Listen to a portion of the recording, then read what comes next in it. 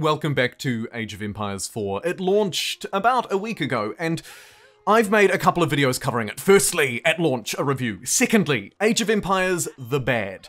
And as expected, people don't really like to be told bad things about something they love.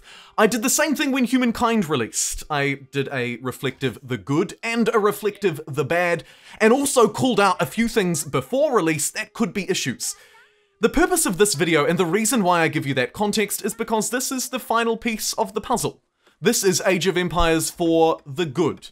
Let's reflect on what it does right, to provide a counterbalance to discussions already on some of the things that it perhaps hasn't done quite so good. Here's looking at you, regional pricing on Steam, for example. Anyway, let's jump in and talk about what makes Age of Empires 4 a great game. My name is JumboPixel, and without any further ado, let's discuss. And I want to start first and foremost with something I haven't covered a lot in previous videos, or at least not specifically, and that is generally around gameplay and performance.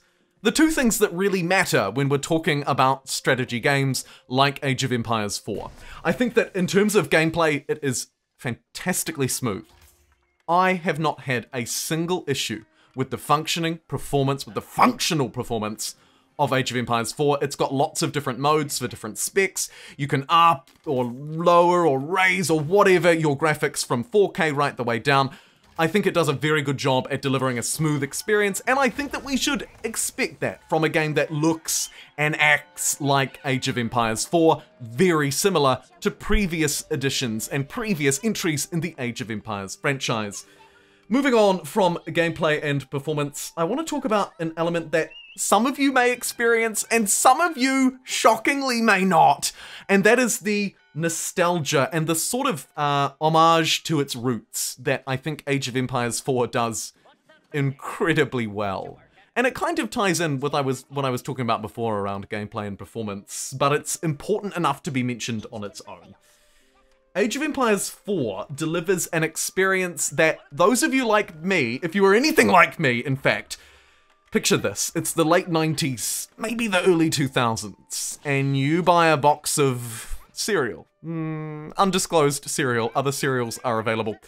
And on that cereal box, there is a disc. That's right, folks, a disc with an Age of Empires, I believe, 2, maybe 1? I can't remember, but there's a demo disc and it gives you basically access to a lot of the game. That was my experience. I want you to know that. That is my experience with the Age of Empires franchise. I look back on it very nostalgically, and when I sit down to play Age of Empires 4, two things hit me. Firstly, man, it captures that nostalgia well. This is so true to its roots, it's not even funny. If you like any of the previous Age of Empires, providing you're not too critical around the details and you're willing to take it for the experience that it is and not delve on specific things that might be pulling it down, you're gonna find nostalgia blows you down. But what about for the others? What about for those of you who didn't pull Age of Empires off of your Nutrigrain box?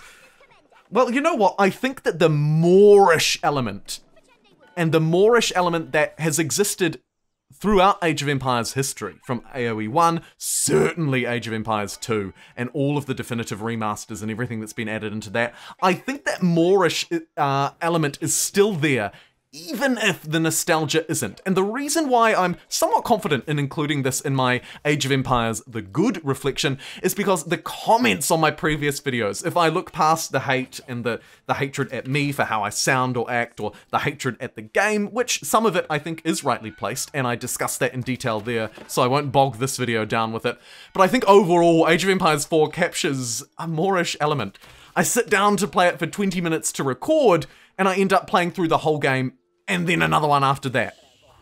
I think it still also manages to capture an experience, a sort of a willingness to experiment with different things as well. It has a philosophy that is core, really built around that functional, nostalgic, moreish Age of Empires experience that, thanks to it being a real-time strategy game and there being no real pause points, no real moments to reflect, keeps up that moreish bout while also allowing us to experiment a little bit. And indeed, you'll see me do that in this gameplay. I'd like to move on to my next point, and it is a slightly more controversial one. And in my Age of Empires the Bad, I reflected on it very critically, and I think that that opinion still stands. But now I'd like to offer the counter perspective. The thing that I'm talking about is innovation. How do you handle innovation while also being true to your roots?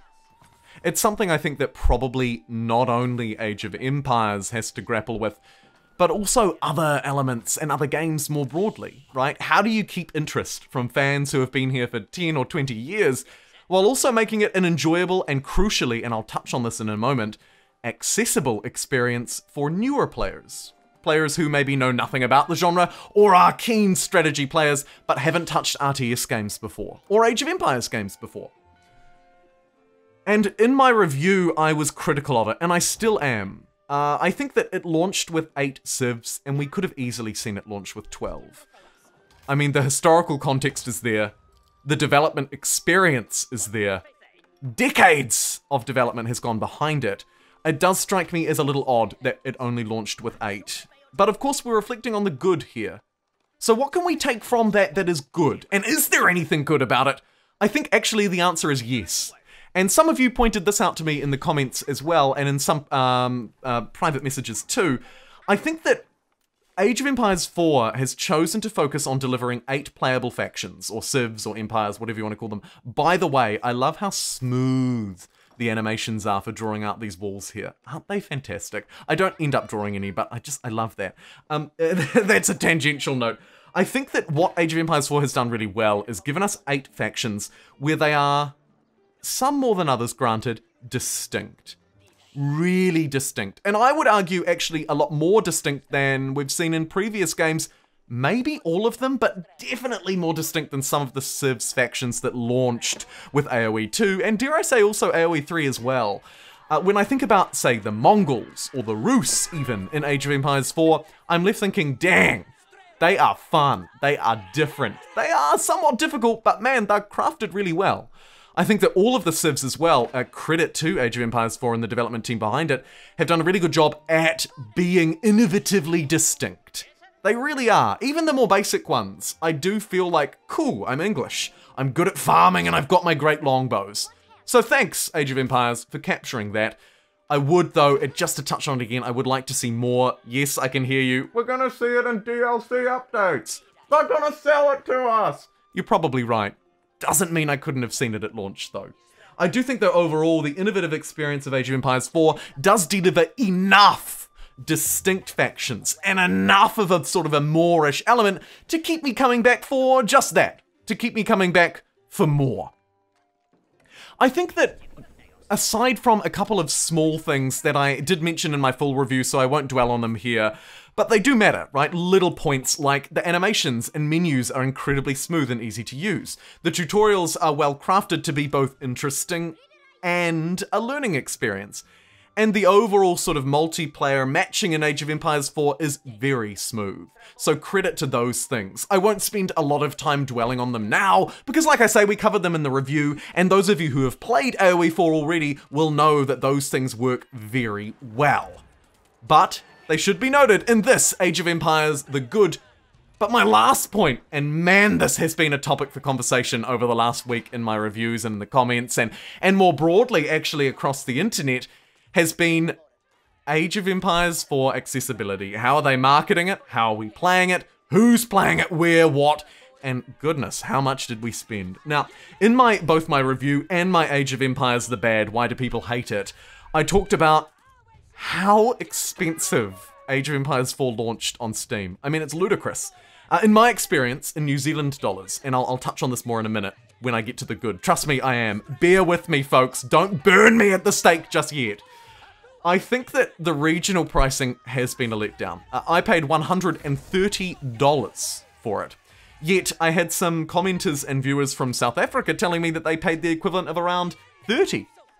New Zealand dollars, that is, by the way. All of those were New Zealand dollars. So there's a real regional disparity that makes Age of Empires more difficult for others to stomach.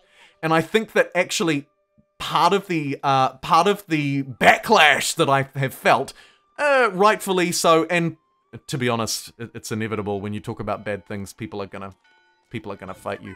But some of the backlash that I felt was largely due to those regional disparities in prices. And they are not a good thing. I want to make that very clear. That is not the point that I'm getting to.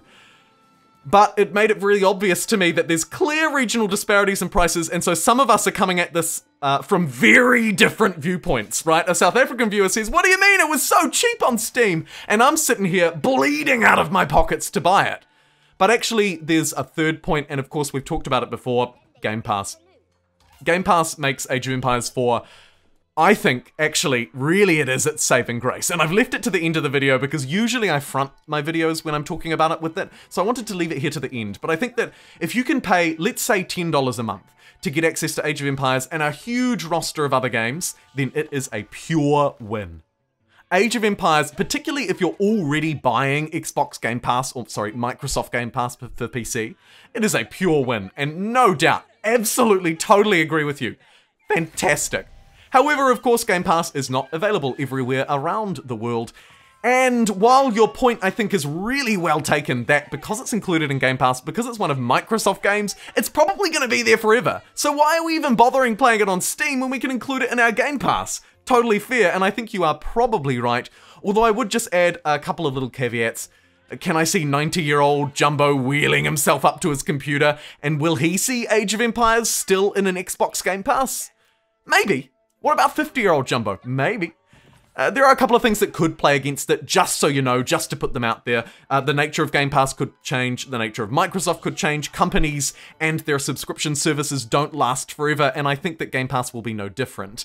Also, it could become too bloated and full, there may be trade-offs that need to be made, but overall, I do think that one of the Age of Empires 4's greatest strengths is the fact that it's included in Game Pass, and it will likely, I'm not going to speak in definitives, but very likely be a part of Game Pass for a very long time, probably for its life cycle. Although I say that tentatively as well, because what is the life cycle of an Age of Empires game?